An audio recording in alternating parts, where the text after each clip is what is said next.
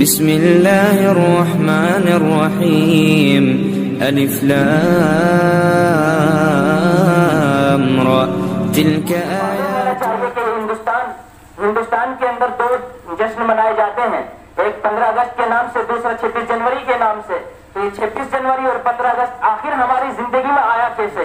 یا ہماری زندگی میں 15 اگست 1947 کو جب ہمارا ہندوستان آزاد ہوا تو ہم اس وجہ سے تو مناتے ہیں، لیکن یہ آزادی کس نے دلائی ہے، یہ آزادی ہم تک کیسے پہنچی ہے، یہ ہم اس سے انجان ہیں، ناواقف ہیں، اور ہم سمجھتے ہیں کہ یہ 15 اگست اور اسی وجہ سے منائی جاتی ہے کہ اس میں چند لوگوں کی قربانی ہے۔ اگر حقیقت میں اس کے پیچھے جایا جائے اور دیکھا جائے تو پھر ہمیں نظر آتا ہے کہ جس وقت 1601 میں ہندوستان میں جہانگیر بادشاہ تھا، جہانگیر بادشاہ کو کہا جاتا ہے کہ اکبر بادشاہ کا لڑکا تھا، اور اکبر بادشاہ کے لڑکے کا نام سلیم تھا جس کو نور الدین بھی کہا جاتا ہے، اسی کو جہانگیر کے نام سے یاد کیا جاتا ہے۔ جہانگیر بادشاہ 1601 میں جب ہندوستان کے تخت پر جلوہ افروز تھا تو اس وقت ہندوستان میں کیا ہوتا ہے کہ واسکو ڈی گاما پرتگالی ایک قوم کو لے کر، جو عربی ملاح تھا واسکو ڈی گاما، وہ آتا ہے اور آ کر ہندوستان کی بندرگاہ پر جب اترتا ہے اور دیکھتا ہے کہ ہندوستان ایک سونے کی چڑیا ہے، یہاں پر دولت کی فراوانی ہے، یہاں پر مال کی کثرت ہے، تو اس وقت ہندوستان میں جس وقت وہ قدم رکھتا ہے یہاں کی سرزمین پر اور آ کر جہانگیر بادشاہ سے ملتا ہے اور کہتا ہے کہ میں آپ کے ہندوستان میں اور آپ کی اس دیش میں ہم اپنے ملک کا منڈی اور اپنے ملک کا سامان فروخت کرنا چاہتے ہیں اور آپ کے ملک کا سامان اپنے ملک میں فروخت کرنا چاہتے ہیں، اس سے آپ کے دیش کی ترقی ہوگی۔ تو کوئی بھی بادشاہ یہ نہیں چاہتا ہے کہ ہمارا ملک ترقی نہ کرے، لیکن وہ اس وقت کا بادشاہ بہت ہی نرم دل تھا، اس نے ان کو اب زمینیں ہدیہ کر دی اور ان کے کاروبار میں ترقی کرنے کے لیے ان کو زمین کئی سو مربع زمین الاٹ کر دی ہے۔ تو ہوتا کیا ہے کہ اس وقت پھر انگریز ان کی ناپاک کھوپڑی اور ناپاک سوچ اور گندی سوچ کو لے کر وہ جس وقت اس ہندوستان پر اترتا ہے، اس کی نظر ہندوستان کو ترقی دینے کی نہیں تھی بلکہ اس نے اس ہندوستان کو لوٹنے کی نیت سے اس پر قدم رکھا تھا۔ پھر ہوتا کیا ہے کہ وہ یہاں سے جس وقت اس ہندوستان میں ایسٹ انڈیا کمپنی کی بنیاد ڈالتے ہیں اور یہاں پر اپنی لوگوں کو لاتے ہیں، وہ بظاہر ہندوستان کی نظر میں یہ محسوس ہوتا ہے کہ یہ وہاں سے ایسے لوگوں کو لا رہے ہیں جو تاجر ہیں اور وہاں سے ایسے مزدوروں کو لا رہے ہیں جو یہاں پر آ کر ایسٹ انڈیا کمپنی میں کام کریں گے۔ وہ مزدور نہیں تھے، وہ تاجر نہیں تھے، بلکہ وہ اپنے جہازوں میں وہاں سے لا کر یہاں پر ایک فوج کو تیار کر رہے تھے، وہاں سے تربیت یافتہ فوج آ رہی تھی ہمارے ہندوستان میں۔ میرا عزیزو، یہ ہندوستان کے اندر جو فوج آ رہی تھی یہ صرف ایسے ہی نہیں آ رہی تھی بلکہ انہوں نے اس ہندوستان کو لوٹنے کے لیے اور یہاں کی تیاری باقاعدہ مکمل طور پر کی تھی۔ پھر ہوتا کیا ہے کہ جس وقت ہندوستان میں دیکھا کہ اب ہماری ایک طاقت بن گئی ہے، ہمارے پاس ہتھیار موجود ہو چکے ہیں اور ہمارے پاس ہر طرح کی طاقت اور قوت ہے، تو ہندوستان میں جہانگیر بادشاہ کا انتقال ہو جاتا ہے۔ اس کے بعد یہاں پر شاہجہاں بادشاہ بنتا ہے۔ شاہجہاں کے بعد بھی مغلیہ سلطنت مضبوط ہے، اس کے ہاتھ پیر مضبوط ہے، مغلیہ سلطنت کسی کے سامنے جھک نہیں رہی ہے۔ تو شاہجہاں بادشاہ کے انتقال کے بعد پھر اورنگزیب رحمت اللہ علیہ آ جاتے ہیں۔ اورنگزیب رحمت اللہ علیہ کا بھی انتقال ہو جاتا ہے، وہ بھی کسی انگریز کے سامنے جھکتے نہیں ہیں، وہ بھی مضبوط تھے، لیکن اورنگزیب رحمت اللہ علیہ کی انتقال کے بعد پھر یہاں ہوتا ہے کہ مغلیہ سلطنت کمزور پڑ جاتی ہے، اور جس وقت اورنگزیب رحمت اللہ علیہ کے انتقال کے بعد مغلیہ سلطنت کمزور پڑتی ہے تو انگریز سمجھتا ہے کہ اس وقت ہمارے لیے جب ہندوستان کی جڑیں کھوکھلی ہو چکی ہیں، اب ہندوستان پر قبضہ کرنا آسان ہو چکا ہے، تو پھر انگریز اپنی ناپاک چال چلتا ہے اور وہ میسور کے اندر، میسور سے پہلے وہ بنگال میں جو پلاسی کی جنگ کہی جاتی ہے وہاں پر وہ جنگ ہوتی ہے اور نواب سراج الدولہ سے ان کا مقابلہ کرتا ہے، لیکن نواب سراج الدولہ ان سے مقابلہ کرتے ہوئے شہید ہو جاتے ہیں۔ اس کے بعد پھر میسور کا نمبر آتا ہے جس کو ہم کرناٹکا کے نام سے اسٹیٹ کو جانتے ہیں، وہاں پر ایک میسور ہے، سرینگا پٹنم کے نام سے ایک شہر ہے، اور وہاں پر دیکھتے ہیں کہ ٹیپو سلطان شہید جو کہ فتح حیدر علی خان کے بیٹے ہیں وہ کھڑے ہوتے ہیں، اور وہ کس بنیاد پر کھڑے ہوتے ہیں ہمیں اس بات پر غور کرنے کی ضرورت ہے۔ ہم یہ تو پڑھ لیتے ہیں کہ ہمارے اس ہندوستان کو مولانا ابوالکلام آزاد نے آزاد کرایا ہے، ہمارے اس ملک کو کچھ لوگوں نے آزاد کرایا ہے، ایسا نہیں ہے، بلکہ یہ دیکھیں کہ 1601 میں جس وقت انگریز آیا اور انگریز یہاں سے کب جا رہا ہے، یہاں سے 1947 میں انگریز جا رہا ہے، تو حساب جوڑ کر دیکھیں کہ انگریز جا رہا ہے 1947 میں اور انگریز آ رہا ہے 1601 میں، اور پھر کیا ہوتا ہے کہ جب 1701 میں शाह वलीउल्लाह मुहद्दिस देहलवी रहमतुल्लाह अलैह के घर में एक फर्जंद पैदा होता है जिसका नाम होता है शाह अब्दुल अजीज। वो देखते हैं कि इस हिंदुस्तान पर अंग्रेज हुकूमत काबिज होती जा रही है और अपने जुल्म और बर्बरियत का नंगा नाच नाच रही है। तो उस वक्त अंग्रेज के खिलाफ शाह अब्दुल अजीज रहमतुल्लाह अलैह अपना फतवा निकालते हैं। और शाह वलीउल्लाह मुहद्दिस देहलवी वो शख्सियत है, उनके बारे में हमें जानना बहुत जरूरी है कि जिन्होंने इस हिंदुस्तान के अंदर दर्स हदीस को शुरू किया, जो अरब ममालिक से हदीस को लेकर आए हैं। और वो ऐसी शख्सियत है कि चाहे वो बरेलवियत हो, चाहे वो देवबंदियत हो, चाहे वो अहले हदीस हो, चाहे वो कोई भी मकातिब फिक्र में से हो, कोई भी हो, सबका सिलसिला में सब जाकर शाह वलीउल्लाह मुहद्दिस देहलवी पर खत्म होता है। शाह वलीउल्लाह मुहद्दिस देहलवी वो इंसान है कि जिनके फर्जंदों ने कुरान पर मेहनत की। शाह वलीउल्लाह मुहद्दिस देहलवी हदीस हिंदुस्तान में लाए हैं। उनके 4 बेटे पैदा होते हैं। चारों बेटे कोई तफसीर लिखता है फारसी में, कोई उर्दू में तर्जमा कर रहा है, कोई फारसी में तर्जमा कर रहा है। मतलब ये कि हिंदुस्तान में पूरी दुनिया में कहीं भी उससे पहले कुरान का तर्जमा नहीं किया जाता था।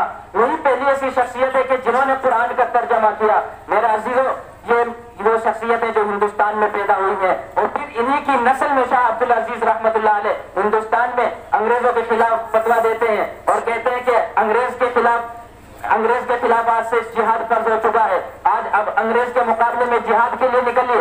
तो उनकी एक आवाज पर उलमा इकट्ठा होना शुरू हो जाते हैं। और टीपू सुल्तान जो कि अंग्रेज की फौज में था पहले, वो अपने रजाकारों को लेकर शाह अब्दुल अजीज की बात सुनकर वो भी उनसे अलग हो जाता है। और फिर वो अपने रजाकारों को 300 रजाकारों को मिलाकर और फिर अंग्रेजों के खिलाफ एक जंग छेड़ देता है। और फिर इतनी जबरदस्त लड़ाई उनकी होती है, इतनी जबरदस्त मारकाट होती है कि टीपू सुल्तान रहमतुल्लाह अलैह ने जिस वक्त अंग्रेजों का मुकाबला किया, अंग्रेज थर्रा गए और उनकी जमीन नीचे से निकल गई।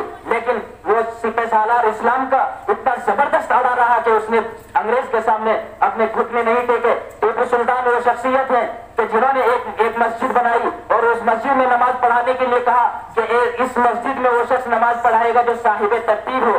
साहिब तरतीब किस शख्स को कहा जाता है? साहिब तरतीब उस शख्स को कहा जाता है कि जिसकी जिंदगी में एक भी नमाज न छूटी हुई हो, 5 नमाजें एक साथ न छूटी हुई हो, उसको साहिब तरतीब कहा जाता है। अब बताइए, सारे उलमा वहां पर मौजूद हैं, सफे लगी हुई हैं। कहा कि कोई भी शख्स इसमें वो नमाज पढ़ाएगा जो साहिब तरतीब हो। तो उस वक्त क्या होता है कि कोई भी आलिम सबसे बाहर नहीं निकलता है नमाज पढ़ाने के लिए। क्या पता किसकी कितनी नमाजें छुट्टी हुई, किसी को मालूम नहीं। लेकिन फिर टीपू सुल्तान रहमतुल्लाह अलैह कहते हैं कि मैं इस बात को छुपाना चाहता था, आज जाहिर कर दिया अल्लाह तबारक व तआला ने। और वो आगे निकल कर फिर खुद से नमाज पढ़ाते हैं। आज जो किताबों में हम टीपू सुल्तान रहमतुल्लाह अलैह की तस्वीर देखते हैं, वो टीपू सुल्तान रहमतुल्लाह अलैह की तस्वीर नहीं है। टीपू सुल्तान रहमतुल्लाह अलैह सुन्नतों के पाबंद थे, तहज्जुद गुजार थे, शब बेदार थे। वो ऐसे थे कि जिसकी असर की नमाज की कभी सुन्नतें नहीं तर्क हुई। वो शख्स क्या आप सल्लल्लाहु अलैहि वसल्लम के चेहरे से नफरत कर सकता है? हर किस नहीं, बल्कि उनके चेहरे पर एक सुन्नती दाढ़ी थी। आज उनकी दाढ़ी को किताबों से साफ कर दिया गया और एक इतिहास के साथ हमारे डाका जनी की गई है। हमारे इतिहास को, हमारे तारीख को मिटाया जा रहा है। मेरा अजीजों, गौर से सुनने की बात है कि जिस वक्त टीपू सुल्तान रहमतुल्लाह अलैह इस हिंदुस्तान अंग्रेजों का मुकाबला कर रहे हैं, तो उस वक्त क्या होता है कि अंग्रेज परेशान हो जाता है कि इसको हराना मुश्किल है, इससे हम जीत नहीं सकते। तो फिर उनका जो वजीर था, जिसको मीर सादिक कहा जाता है, उसको उन्होंने बहकाया और कहा कि हम आपको 900 मुरब्बा जमीन अलाट कर देंगे, हम आपको 900 मुरब्बा जमीन का मालिक बना देंगे, आप हमारा साथ दीजिए। टीपू सुल्तान उसको अपना हम मुशीर समझ रहा है और उसने उसको अपने लड़ाई के जंग के उसूल बताए कि तुम वहां पर खड़ा होकर मोर्चा संभाल, तुम वहां पर खड़ा होकर मोर्चा संभाल। लेकिन जाहिर है कि वजीर के हाथ में ताकत होती है, बादशाह समझ रहा है कि मेरा आदमी है, लेकिन उसने गद्दारी की, धोखा किया। किस बुनियाद पर टीपू सुल्तान रहमतुल्लाह अलैह उसके धोखे की वजह से शहीद हो जाते हैं, लेकिन अपना सर नहीं कटाते, उस झुकाते हैं। मेरा अजीज, टीपू सुल्तान का एक मकूला है जिसने तारीख ने उसको रिवायत किया है और तारीख उसको दोहराती है कि शेर की एक दिन की जिंदगी गीदड़ की 100 साल जिंदगी से बेहतर है। यानी कि शेर एक दिन जी ले और गीदड़ 100 साल जी ले, तो वो शेर बेहतर है उस गीदड़ की 100 साल की जिंदगी से। क्यों? क्योंकि गीदड़ मक्कार होता है, फरेब देता है, धोखा देता है, और शेर सामने से वार करता है, शेर बहादुरी दिखाता है। तो टीपू सुल्तान शेर की तरह जिए हैं, टीपू सुल्तान एक बहादुर की तरह जिए हैं। आज उनकी तारीफ पर डाके डाले जा रहे हैं और कहा जाता है कि टीपू सुल्तान रहमतुल्लाह अलैह एक देश के गद्दार थे और देश के मुहिब वतन नहीं थे। आज उनके साथ में सरासर नाइंसाफी है। मेरा अजीजों, ये हमारे असलाफ हैं जिन्होंने इस हिंदुस्तान को आजाद कराने के लिए 1701 से लड़ाई शुरू कर दी है। और 1701 कहां اور ایک سوال ہے میرا ان لوگوں سے جو کہتے ہیں کہ 1947 میں ہندوستان آزاد ہو رہا ہے. کیا 1947 کی لڑائی میں کیسے ہندوستان آزاد ہو سکتا ہے؟ اس سے پہلے باقاعدہ ایک جنگ جاری ہے کہ جو انگریز اس ہندوستان پہ 100 سال تک قابض، 100 سال تک مسلسل تیاری کر رہا ہو، 100 سال تک مسلسل تیاری کر رہا ہو، کیا وہ 15 دن میں بھاگ جائے گا؟ کیا وہ 10 دن میں بھاگ جائے گا؟ کیا وہ بنا لڑے چلا جائے گا؟ ہرگز نہیں جا سکتا. جو 300 سال تک انگریز اس ہندوستان میں رہا، جوڑ لیجئے حساب، 1601 سے 1947 کتنے سال بیٹھتے ہیں؟ 3 سال کچھ مہینے بیٹھتے ہیں.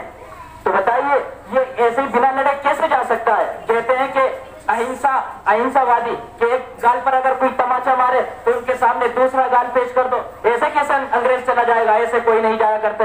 باقاعدہ ان کے ساتھ اگر جنگ کی ہے تو علماء نے جنگ کی ہے. 1857 تک صرف اور صرف مسلمان لڑتا رہا انگریزوں سے، جب تک گاندھی جی بھی پیدا نہیں ہو رہے ہیں. گاندھی جی ہو رہے ہیں پیدا 1868 میں جا کر، اور جنگ ہو رہی ہے 1857 میں. گاندھی جی اب تک پیدا بھی نہیں ہو رہے ہیں اور مسلمان برابر لڑ رہا ہے. بتائیے کیا ہندوستان میں اس وقت کوئی مسلمانوں کے ساتھ تھا؟ ہرگز نہیں تھا. مسلمانوں نے اپنی جان دی ہے اس دیش کو. میرا عزیزو، جس وقت 1857 ہو رہی ہے اس وقت ہندوستان میں مسلمانوں کو 5 لاکھ مسلمانوں کو دلی کے اندر شہید کیا گیا. 5 لاکھ مسلمانوں کو شہید کیا گیا ہے. اس وقت ہندوستان کے اندر خاص طور سے دلی کے اندر 1000 مدارس چل رہے تھے، لیکن جس وقت جنگ ہوئی تو وہاں پر ایک بھی مدارس نہیں بچا تھا. اور ایک انگریز مورخ لکھتا ہے کہ جس وقت یہ جنگ ہو رہی تھی اس وقت یہ کہا گیا تھا، کیونکہ 1857 تک خود مسلمان لڑ رہا ہے تو ان کو انگریزوں کو معلوم تھا کہ ہماری دشمنی اگر کسی سے تو مولوی سے.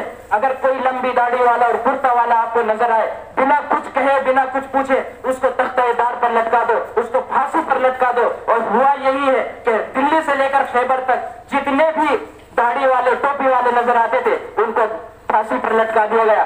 آج کہتے ہیں کہ علماء دکان کھول رہے ہیں مدارس کی. یہ دکان نہیں ہے بلکہ یہ دین کے قلعے ہیں جہاں سے دین کی حفاظت کی جاتی ہے، جہاں سے اس دین کی حفاظت کی جاتی ہے، جہاں سے امت مسلمہ کی حفاظت ہوتی ہے، جہاں سے اس پورے ملک کی حفاظت کی جاتی ہے.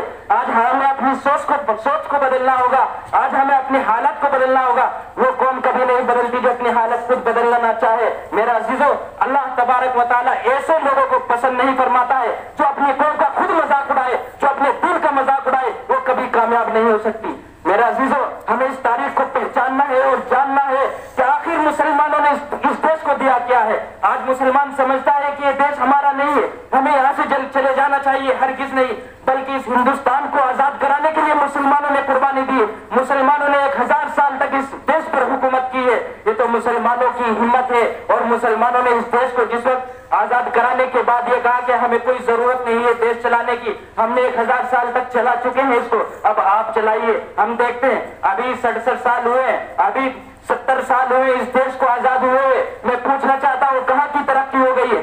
لیکن مسلمانوں کے دور میں ایک بھی فرقہ وارانہ دنگا فساد نہیں ہوا.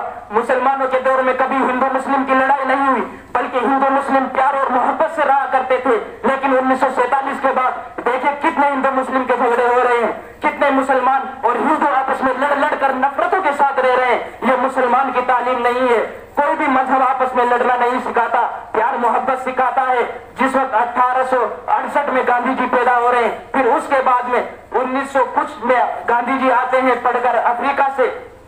پھر ہندو اور مسلم ایک ساتھ جڑ کر جب لڑائی لڑتے ہیں، تقریباً 15 سال کی محنت کے بعد جب ہندو اور مسلمان دونوں آپس میں ملتے ہیں اور دونوں لڑتے ہیں تو اس کے بعد پھر یہ دیش آزاد ہوتا ہے. اور یہ دیش جس وقت آزاد ہوتا ہے تو اس وقت علماء یہ کہہ دیتے ہیں کہ اب ہمارے علماء اس دنیا سے رخصت ہو چکے ہیں. اب ہمارے دین، کیونکہ انگریز نے یہاں پر اپنے مبلغین بھیج دیے تھے، اب انگریزوں نے ایسی چال چلی کہ جس وقت یہاں سے ان کو دکھا کہ اب ہمارا تسلط ہے اور مسلمان یہاں پر علماء کا قبضہ ہے اس ہندوستان پر.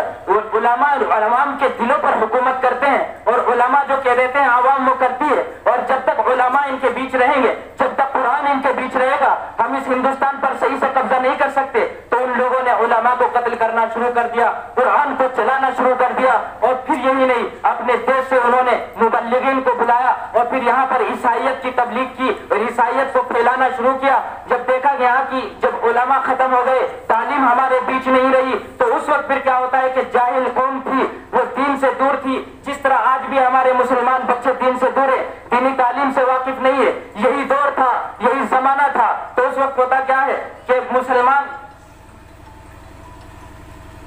मुसलमान क्या करते हैं फिर कि मुसलमानों को बहकाता है पादरी आकर और मुसलमानों को इस तरह से बहकाता है कि मुसलमान धीरे धीरे उनकी दीन में जा रहे हैं, ईसाइयत को कबूल कर रहे हैं। जिस वक्त मुसलमान ईसाई बन रहे थे उस वक्त उलमा भी इस तैयारी में नहीं थे कि वो उस ईसाइयत का मुकाबला करें, उस ईसाइयत को यहाँ से उसका कैसे मुकाबला करें, क्योंकि उलमा नहीं थे। फिर देखते उलमा एक मौलाना रहमतुल्लाह केरानी से खड़े होते हैं और उन्होंने देखा कि ईसाइयत बहुत तेजी के साथ फैल रही है, हमारे उलमा आजिज और मजबूर आज हो चुके हैं। तो उस वक्त केरानी की सरजमीन से हजरत मौलाना रहमतुल्लाह केरानी खड़े होते हैं और वो आकर ईसाई पादरी को ललकारते हैं दिल्ली जामा मस्जिद से और वो कहते हैं कि आओ मेरे से मुकाबला करो। 3 दिन तक मुकाबला होता है और उसको शिकस्त होती है, हार होती है पादरी को और वो यहाँ से भाग जाता है तुर्की में, इस्तांबुल में, और वहां जाकर भी वो इसी तरह से फितना फैलाता है, इसी तरह से वहां भी ईसाइयत फैलाता है। इधर से जब देखा अंग्रेज ने कि मौलाना रहमतुल्लाह केरानवी ने हमारी बेइज्जती कर दी है और उन्होंने हमारी तौहीन कर दी है, हमारे पादरी को भगा दिया, तो उस वक्त वो उनके पीछे लग जाता है और कहता है कि जो भी कोई मौलाना रहमतुल्लाह केरानवी को जिंदा या मुर्दा पकड़ कर लाएगा उसको इनाम दिया जाएगा। तो मौलाना रहमतुल्लाह केरानवी छुपते छुपाते किसी भी तरह वो सऊदी चले जाते हैं और सऊदी जाकर एक मदरसे की बुनियाद डालते हैं, मदरसा सुलतिया के नाम से। आज भी वो मदरसा चल रहा है, केराने वालों का मदरसा है। मेरा अजीजों, केराने वालों का बहुत बड़ा एहसान है कि आज हिंदुस्तान में अगर हम मुसलमान की शक्ल में मौजूद है, आज हम ईसाई नहीं बने हैं, तो उनकी देन है मौलाना रहमतुल्लाह केरानवी की। उन्होंने एक किताब लिखी इजहारुल हक के नाम से, जो अरबी जुबान में है, जिसका तर्जमा हजरत मौलाना मुफ्ती तकी उस्मानी ने कुरान से बाइबिल तक 5 जिल्दों में लिखी है। अब देखा मुफ्ती तकी उस्मानी ने कि 5 जिल्दे हो चुके हैं, कोई इसको पढ़ नहीं सकता। आखिर ईसाइयत का मुकाबला भी जरूरी है और ईसाइयत को समझना भी जरूरी है। तो फिर मुफ्ती तकी उस्मानी ने उस 5 जिल्दों का एक निचोड़, ईसाइयत क्या है, एक ये किताब लिखी है, इतनी मोटी किताब है, इतनी बड़ी, उसको हर शख्स पढ़ सकता है, बहुत आसान जुबान में है। अगर हम उसको पढ़ेंगे, वो सारा निचोड़ इजहारुल हक का है कि जिस वक्त मौलाना रहमतुल्लाह केरानवी ने उसका मुकाबला किया तो उस वक्त वो अंग्रेज यहाँ से भाग जाता है और यहाँ पर इस्लाम दोबारा से जिंदा होना शुरू हो जाता है। फिर दारुल उलूम देवबंद की बुनियाद पड़ती है, क्योंकि 1857 में जिस वक्त शामली, जो हमारा यहाँ से 17 किलोमीटर पड़ता है, शामली किसी कौन नहीं जानता, शामली को सब जानते हैं, लेकिन शामली में जाकर वापस आ जाते हैं। शामली में जाकर हमें एहसास नहीं होता कि हमारी ये तारीख है हमारी, लेकिन जो हिंदुस्तान से बाहर विदेश में, ब्रिटिश में आज भी शामली का नाम मौजूद है। आज भी अगर हम बाहर मुल्क में जाएं तो वहां पर शामली का नाम रोशन होता है और कहते हैं कि मौलाना कासिम नानोतवी वो जो शामली के मैदान में लड़ रहे थे, क्या वो मौलाना कासिम नानोतवी जो शामली के मैदान में अंग्रेजों का मुकाबला कर रहे थे? मौलाना कासिम नानोतवी को इस तरह से याद किया जाता है, हाफिज जामिन शहीद को इस तरह से याद किया जाता है, जो कि थाना भवन की सरजमीन पर आज भी आराम फरमाए। मैं पूछना चाहता हूँ कि इस इलाके में रहते हुए भी बताइए कितने शख्स उनकी ज़ियारत के लिए वहां पर गए? किसी को इतनी तौफीक नहीं हुई। मेरे अजीजों, ये अल्लाह वाले हैं, ये अल्लाह वाले हैं, इनकी कद्र करनी चाहिए। हाफिज जामिन शहीद आज भी थाना भवन की सरजमीन पर आराम फरमा है। हजरत थानवी नव्वर अल्लाह उमर कदम थाना भवन की सरजमीन पर आराम फरमा है। और यही नहीं मेरे अजीजों, आज भी अगर हम देखें कि मौलाना कासिम नानोतवी जिन्होंने पूरी दुनिया में इस्लाम का डंका बजा दिया और जिन्होंने पूरी दुनिया के अंदर ये बावर करा दिया कि मजहब इस्लाम अगर कहीं है, अगर कहीं कुरान को समझा गया है, अगर कहीं कुरान की सही से तशरीह की गई है तो मुल्क हिंदुस्तान है। हमारे नबी सल्लल्लाहु अलैहि वसल्लम फरमाया करते थे कि मुझे हिंदुस्तान से मोहब्बत की बू आती है, मुझे हिंदुस्तान से मोहब्बत की बू आती है। और यही नहीं मेरा अजीजों, जिस वक्त हजरत ईसा अलैहिस्सलाम इस दुनिया में अल्लाह तबारक व तआला उनको भेजेगा, उनका अगर कोई साथ देगा तो हिंदुस्तान से मुजाहिदीन की एक जमात निकलेगी जो हजरत ईसा अलैहिस्सलाम का साथ देगी। तो बताइए इस हिंदुस्तान की कितनी अहमियत है, ये मुसलमानों की जागीर है। क्योंकि अल्लाह तबारक व तआला ने जिस वक्त इस हिंदुस्तान पर नजर फरमाई तो इस हिंदुस्तान में हजरत आदम अलैहिस्सलाम को जन्नत से उतारा था। दोस्तों, हमारा चैनल इशाअतुल इस्लाम कहलाना सब्सक्राइब करें और बेल आइकन दबाएं ताकि नई वीडियोस आपको मिलती रहें और साथ ही हमारी वीडियोस को लाइक और शेयर करना ना भूलें। शुक्रिया।